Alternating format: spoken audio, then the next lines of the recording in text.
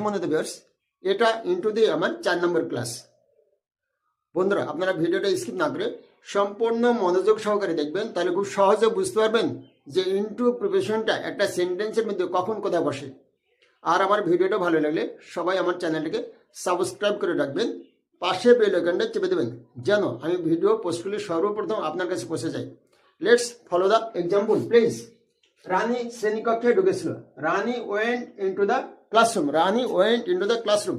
যখন কেউ কোনো গতি সহকারে কোনো ক্ষেত্রের মধ্যে প্রবেশ করে তখন সেক্ষেত্রে ইনটু বসে। নাম্বার 2, আমি বইটি ইংরেজিতে অনুবাদ করেছিলাম।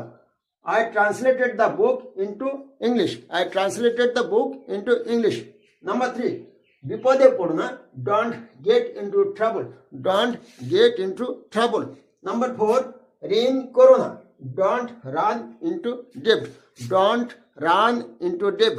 বন্ধুরা, আমরা এইভাবে প্রতিনিয়ত প্র্যাকটিস করব, তাহলে আমাদের কাছে সব কিছু সহজ হয়ে যাবে। ধন্যবাদ।